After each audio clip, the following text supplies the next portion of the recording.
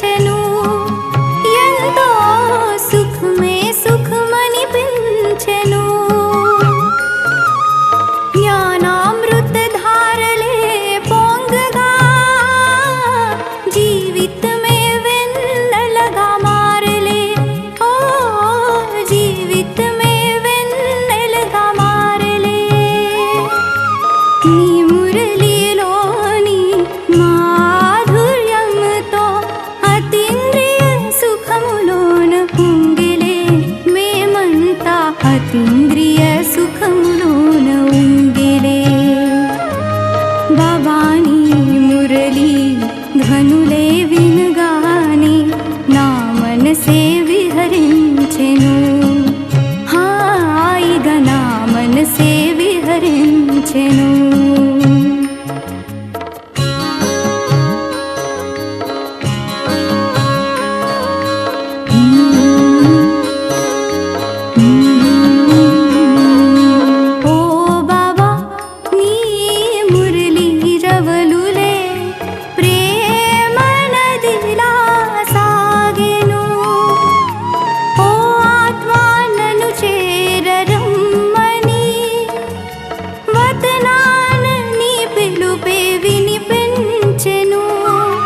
వరదాన పాలనలోని శక్తులే పంచగా పిలిచేవనన్నే నీదరికి ఓ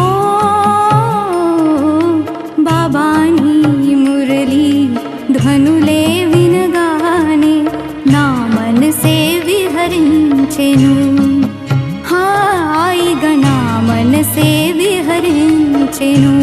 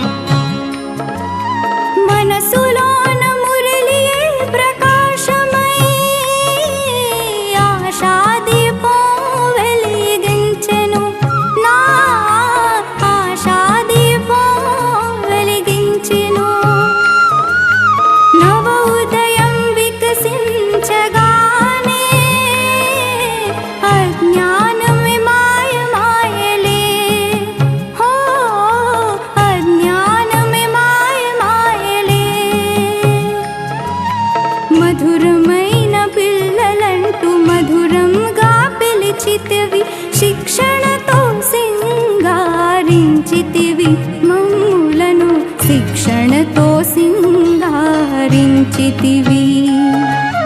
బాబా నీ మురళి ధనులే వినగానే నా మనసే విహరించెను హాయిగా నా మనసే విహరించెను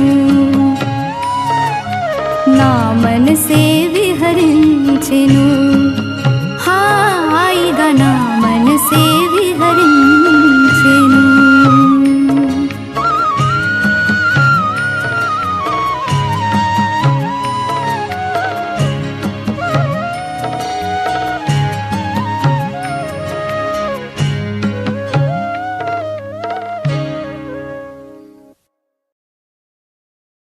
ఓం శాంతి. మధురమైన పిల్లలారా, శివ జయంతి సందర్భంగా మీరు చాలా వైభవంగా అందరికీ తండ్రి జీవిత గాథను వినిపించండి. ఈ శివ జయంతియే వజ్రతుల్యమైనది. ప్రశ్న: బ్రాహ్మణులు మీకు సత్యమైన దీపావళి ఎప్పుడు మరియు ఏ విధంగా జరుగుతుంది? వాస్తవానికి శివ జయంతియే మనకి సత్యమైన దీపావళి. ఎందుకంటే శివబాబా వచ్చి ఆత్మారూపీ దీపాన్ని వెలిగిస్తారు. ప్రతి ఒక్కరి ఇంటి దీపం వెలుగుతుంది అంటే ఆత్మజ్యోతి వెలుగుతుంది. వారు స్థూలమైన దీపాలను వెలిగిస్తారు, కానీ మీ సత్యమైన దీపము శివబాబా రావడం ద్వారానే వెలుగుతుంది. అందువల్లే మీరు పూర్తి వైభవంగా శివ జయంతిని ఆచరించండి. ఓం శాంతి.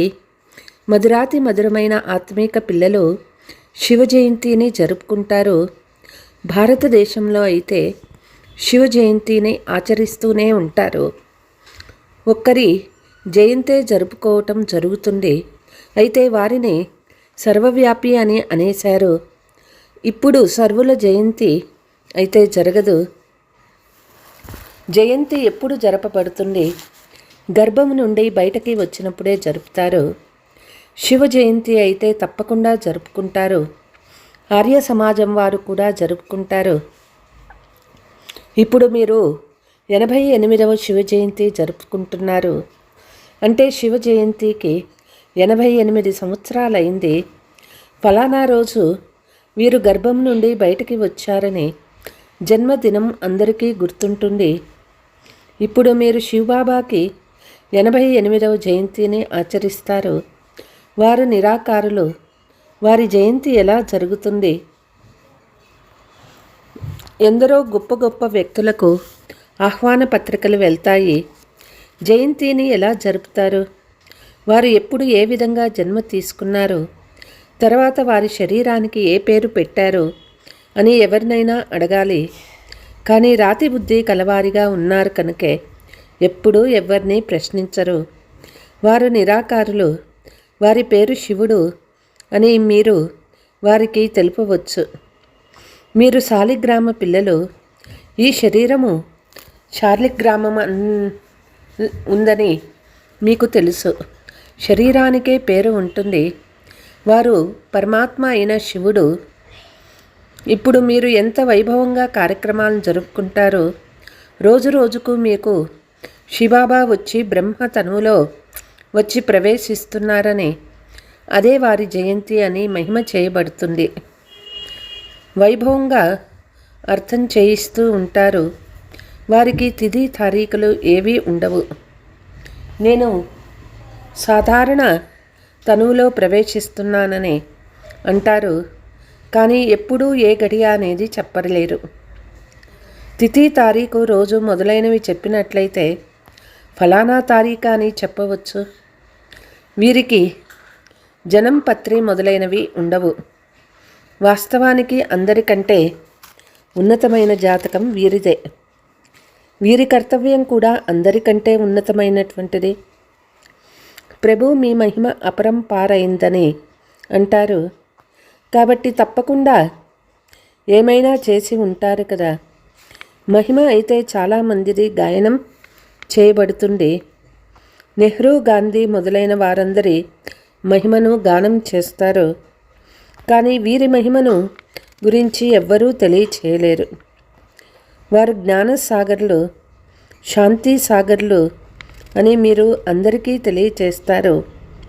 వారు ఒక్కరే కదా, మరి వారిని సర్వవ్యాపి అని ఎలా చెప్పగలరు? ఏమీ అర్థమే చేసుకోలేరు. అంతేకాకుండా మీరు ఆచరించినట్లయితే ఎందుకు అని ఎవరు ప్రశ్నించే సాహసం కూడా చెయ్యరు. అలా కానిచో శివ జయంతిని జరుపుకుంటారు. మహిమ గానం చేయబడుతూ ఉంటే తప్పకుండా ఎవరో ఉండి వెళ్ళారనే కదా అని అడగాలి. చాలామంది భక్తులున్నారు. ఒకవేళ ప్రభుత్వం వాళ్ళు అంగీకరించకపోతే భక్తులు, సాధువులు, గురువుల స్టాంపులు కూడా తయారు చేయరు. ప్రభుత్వం ఎలా ఉందో ప్రజలు కూడా అలాగే ఉన్నారు. ఇప్పుడు పిల్లలు మీకు తండ్రి జీవన గాథ బాగా తెలిసింది. మీకు ఎంత నశ ఉంటుందో అంత ఇంకెవ్వరికీ ఉండదు.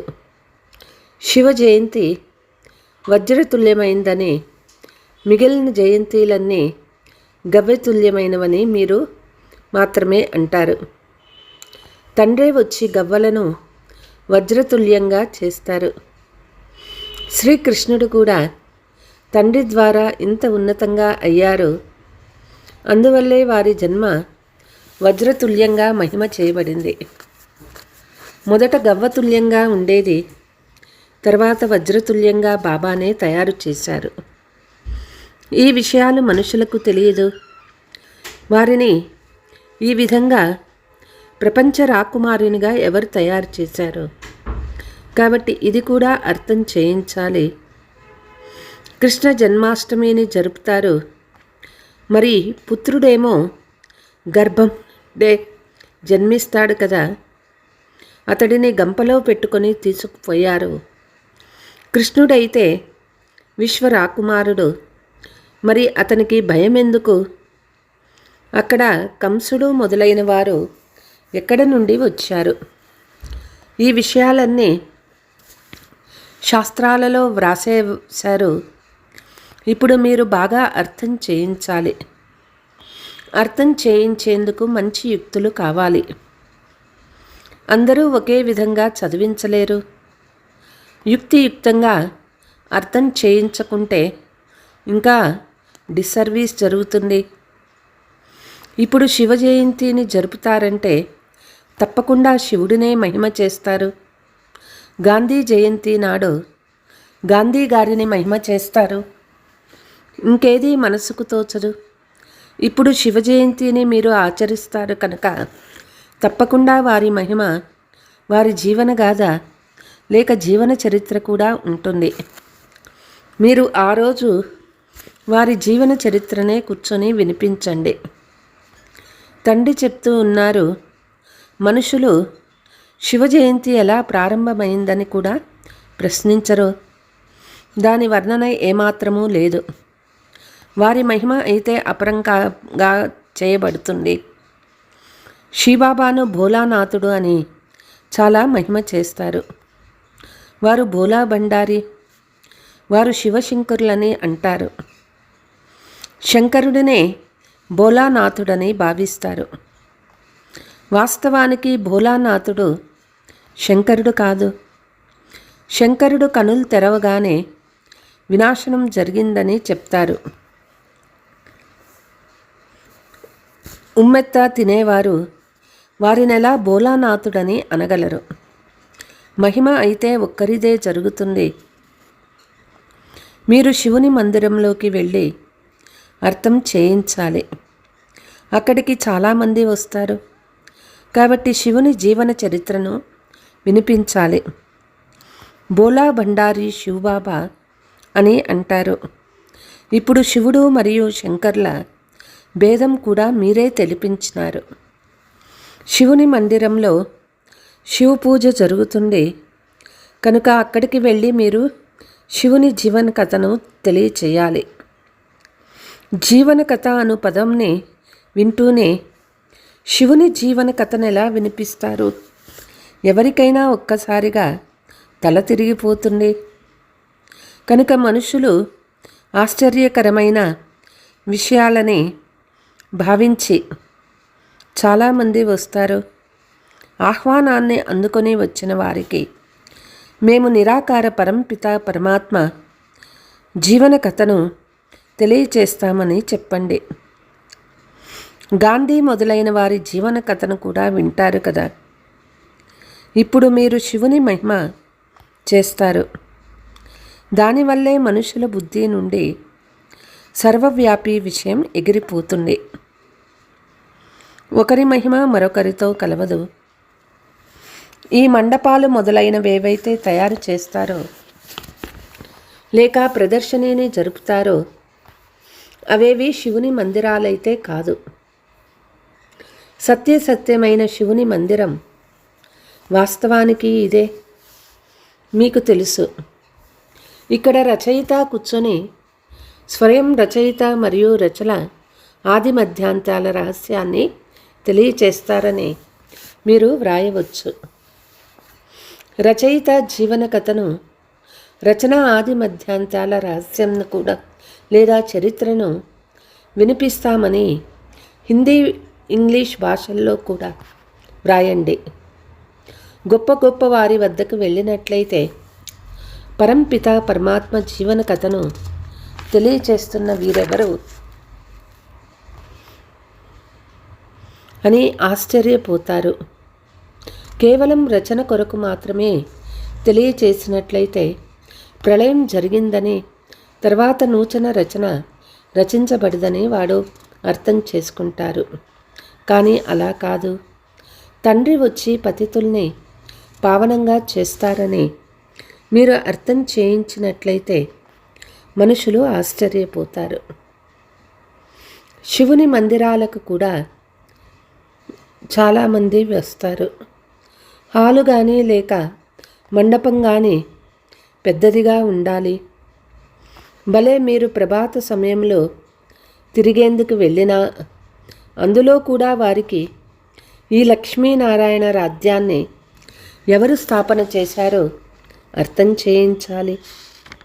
నిరాకార శివబాబా ఎవరైతే సర్వ ఆత్మల తండ్రి అయినారో వారే వచ్చి రాజయోగాన్ని నేర్పిస్తారని చెప్పాలి. ఎలా శివుని మందిరాల్లోకి వెళ్ళి ఎలా సర్వీస్ చేయాలో విచారసాగర మథనం చేయాలి. శివుని మందిరాలలో ఉదయాన్నే పూజ చేస్తారు. గంటలు మొదలైనవి కూడా ఉదయాన్నే మోగుతాయి. శివబాబా కూడా ప్రభాత సమయంలోనే వస్తారు. అర్ధరాత్రి అని అనరు. ఆ సమయంలో మీరు జ్ఞానాన్ని వినిపించలేరు.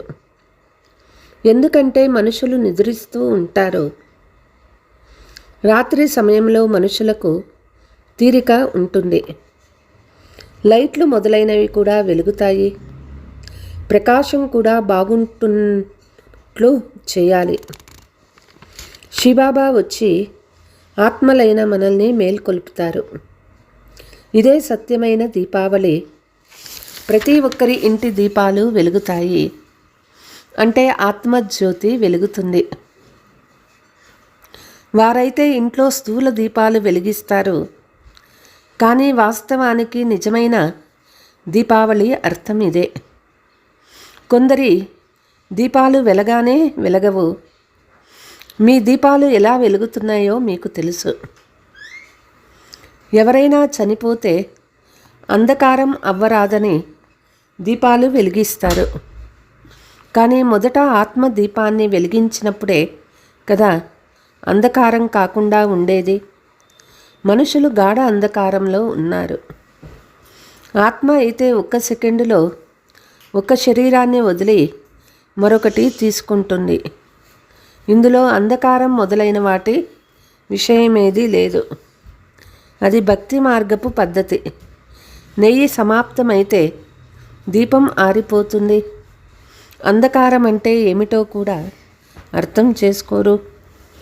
పితృభోజనాలు మొదలైనవి తినిపించుటకు అర్థమేమిటో కూడా తెలియదు. ఇంతకుముందు ఆత్మలను పిలిచేవారు, ఏమైనా అడిగేవారు. ఈ విధానం ఇప్పుడు అంతగా నడవటం లేదు. ఇక్కడికి కూడా వస్తాయి. కొన్ని సమయాలను ఏవైనా మాట్లాడతారు. మీరు సుఖంగా జన్మ తీసుకుంటారు. తప్పకుండా అజ్ఞానుల ఇంటిలోనే జన్మ తీసుకుంటారు. జ్ఞానుల ఇంటిలో అయితే జన్మ తీసుకోరు కదా. ఎందుకంటే జ్ఞాని అంటే బ్రాహ్మణులు వికారాలలోకి వెళ్ళలేరు. వారు పవిత్రంగా ఉంటారు. అయితే వెళ్ళి మంచి సుఖంగా ఉండే ఇళ్లలోనే జన్మ తీసుకుంటారు.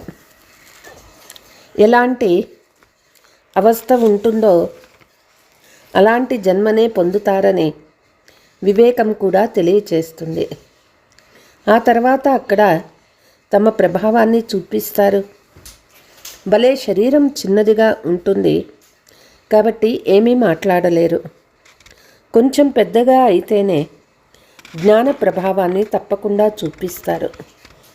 అదెలా అంటే ఎవరైనా శాస్త్రాల సంస్కారాన్ని తీసుకువెళ్ళినట్లయితే వాళ్ళు బాల్య అవస్థలోనే శాస్త్రాధ్యయనం నిమగ్నమైపోతారు. ఇక్కడ నుండి కూడా జ్ఞానాన్ని తీసుకువెళ్ళినట్లయితే తప్పకుండా వారి మహిమ వెలువడుతుంది. మీరు శివ జయంతిని జరుపుకుంటారు. వారు ఏమాత్రమూ అర్థం చేసుకోలేరు. ఒకవేళ వారు సర్వవ్యాపి అయితే జయంతి ఎలా జరుపుతారు ప్రశ్నించాలి. ఇప్పుడు పిల్లలు మీరు చదువుకుంటున్నారు. వారు తండ్రి, టీచర్, సద్గురువు కూడా అని మీకు తెలుసు. బాబా అర్థం చేయించారు. సిక్కులు కూడా సత్ శ్రీ అకాల్ అని అంటారు. వాస్తవానికి ఆత్మలన్నీ అకాలమూర్తులే. అయితే ఒక శరీరాన్ని వదిలి మరొక శరీరాన్ని తీసుకుంటారు. అందుకే జనన మరణాలు అని అంటారు. ఆత్మ అయితే అదే ఆత్మ 84 జన్మలు తీసుకుంటుంది. కల్పం ఎప్పుడు పూర్తవుతుందో అప్పుడు వారే స్వయంగా వచ్చి తానెవరు, ఏ విధంగా ఇతనిలో ప్రవేశిస్తారో తెలియచేస్తారు. తద్వారా మీరు అర్థం చేసుకుంటారు. ఇంతకుముందు మీకు తెలియదు. పరమాత్మ ప్రవేశత జరుగుతుంది. అయితే అది ఏ విధంగా ఎప్పుడు జరుగుతుంది కొంచెం కూడా తెలియదు. రోజు రోజుకి ఈ విషయాలు మీ బుద్ధిలోకి వస్తూ ఉంటాయి. కొత్త విషయాలు మీరు వింటూ ఉంటారు. ఇంతకుముందు ఇద్దరు తండ్రుల రహస్యం అర్థం చేయించేవారు కాదు. ఎందుకంటే మీరు చిన్నపిల్లల వలె ఉండేవారు. ఇప్పుడు కూడా బాబా మేము మీకు 2 రోజుల బిడ్డ అని లేదా ఇన్ని రోజులు బిడ్డ అని చెప్తూ ఉంటారు. ఏమేం జరుగుతుందో అది కల్ప క్రితం వలె జరుగుతుంది అని భావిస్తారు. ఇందులో గొప్ప జ్ఞానం ఉన్నది. దీనిని అర్థం చేసుకోవటంలో కూడా సమయం పడుతుంది. జనం తీసుకొని మళ్ళీ మరణిస్తారు కూడా. జ్ఞాన మార్గం నుండి వెళ్ళిపోతారు. 2 లేదా 8 మాసాల వారీగా అయ్యి మళ్ళీ మరణిస్తారు. మీ వద్దకు వస్తారు. ఇది రైట్ అని చెప్తారు. వారు మన తండ్రి, వారు మన సంతానమని చెప్తూ అవును అవును అని అంటూ ఉంటారు. చాలా ప్రభావితులైనారని పిల్లలు వ్రాస్తారు కూడా. మళ్ళీ బయటికి వెళ్తూనే సమాప్తము, చనిపోతారు. తర్వాత రానే రారు. చివరిలో వచ్చి రిఫ్రెష్ అయినా అవుతారు. ప్రజల్లోకి అయినా వెళ్ళిపోతారు. ఈ విషయాలన్నీ అర్థం చేయించాలి. శివ జయంతిని మనం ఎలా జరుపుకుంటామో, శివబాబా సద్గతిని ఎలా ఇస్తారో, శివబాబా స్వర్గ కానుకను తీసుకొస్తారు. రాజయోగాన్ని నేర్పిస్తున్నారని స్వయంగా చెప్తారు. విశ్వాధికారులుగా తయారు చేస్తాను. తండ్రి స్వర్గ రచయిత కనుక తప్పకుండా స్వర్గానికే యజమానులుగా తయారు చేస్తారు.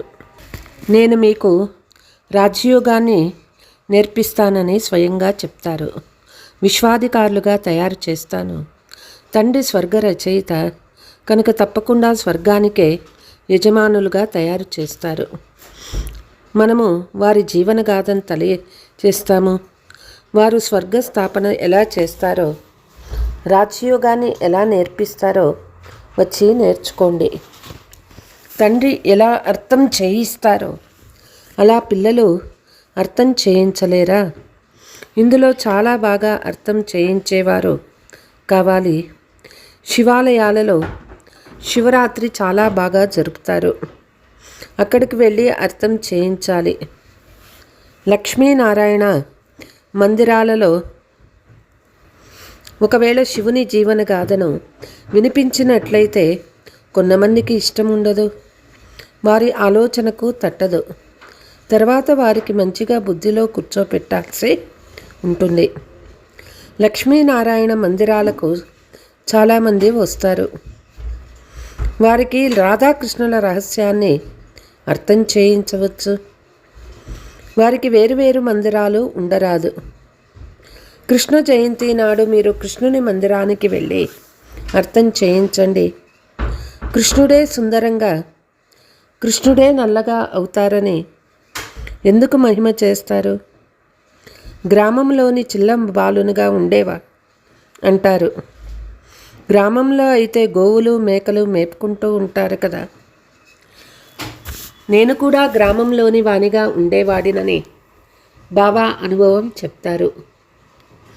టోపీ ఉండేది కాదు, చెప్పులు ఉండేవి కాదు. నేను ఎలా ఉండేవాడిని? అయితే బాబా వచ్చి నాలో ప్రవేశించారని ఇప్పుడు స్మృతి కలిగింది. శ్రీబాబాను స్మృతి చేయమని, వారే సద్గతి దాత అనే ఈ తండ్రి లక్ష్యం అందరికీ లభించాలి. మీరు రామచంద్రుని జీవన కథను కూడా అర్థం చేయించగలరు. ఎప్పటి నుండి వారి రాజ్యం ప్రారంభమైంది, ఎన్ని సంవత్సరాలు గడిచింది, ఇలాంటి ఆలోచనలు నడవాలి.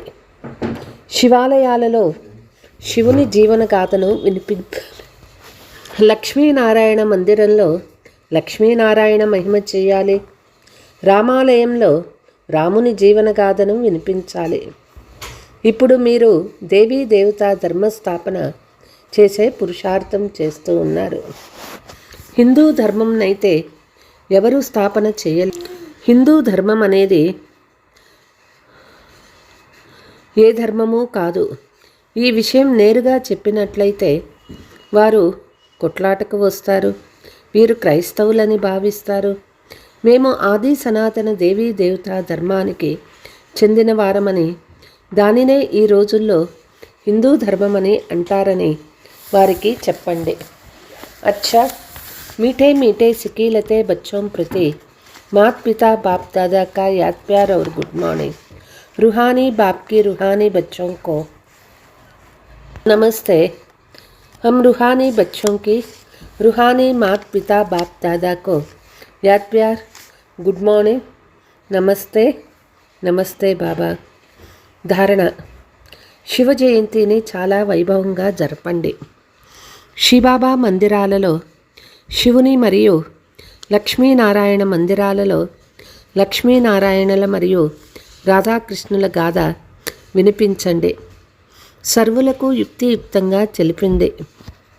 అజ్ఞాన అంధకారం నుండి రక్షించబడేందుకు ఆత్మారూపీ దీపాన్ని జ్ఞానమనే నేతితో సదా ప్రజ్వలితం చేసి ఉంచుకోవాలి. ఇతరులను కూడా అజ్ఞాన అంధకారం నుండి బయటకి తీయాలి. వరదానము: సర్వ ఖజానాలతో సంపన్నంగా అయ్యి నిరంతరము సేవ చేసే తరగని అఖండ మహాదాని భవ. బాప్ దాదా సంగమ యుగంలో పిల్లలందరికీ అటల్ అఖండ అనే వరదానం ఇచ్చారు.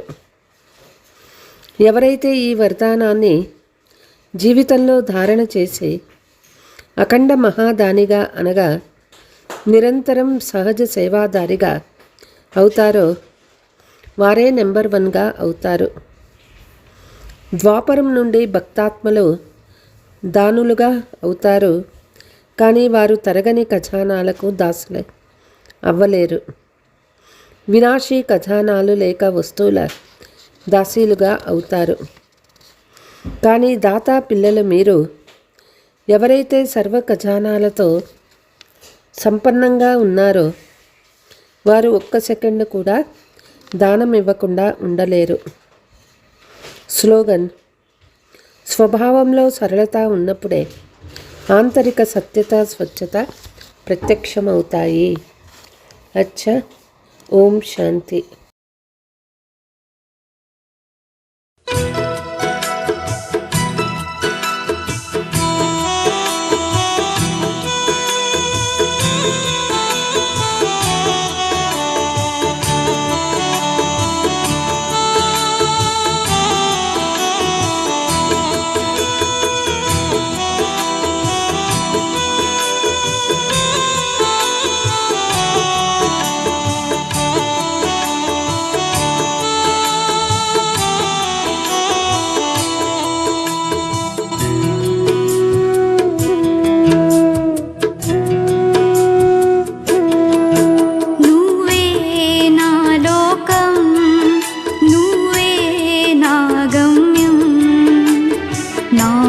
జీవన రాగం నువ్వే నా బాబా, నువ్వే నా లోకం, నువ్వే నా గమ్యం. నామది జీవన రాగం నువ్వే నా బాబా, నువ్వే నా లోకం.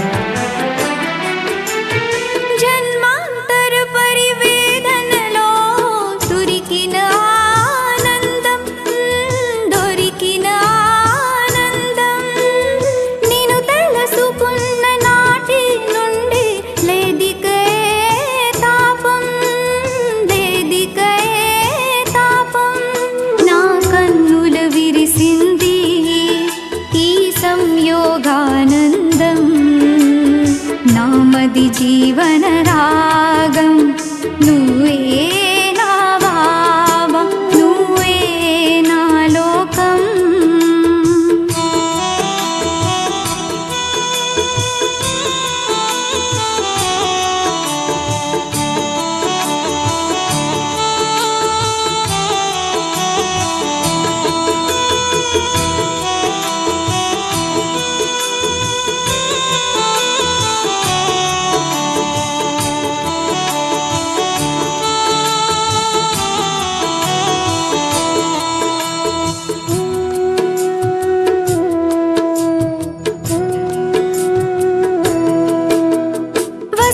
కురిసిన స్నేహమే ఈ నవహరితం, ఈ నవహరితం.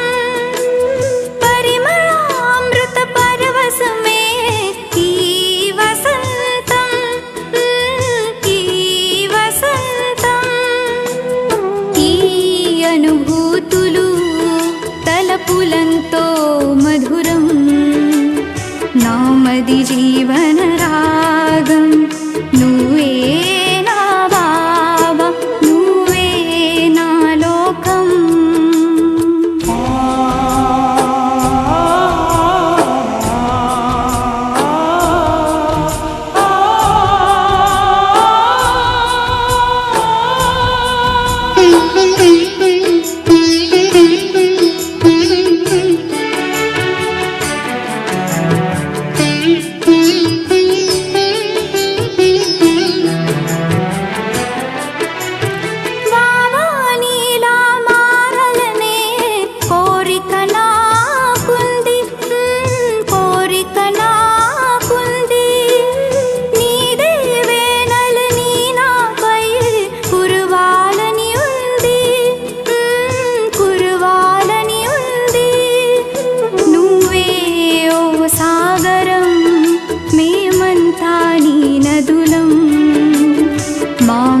జీవన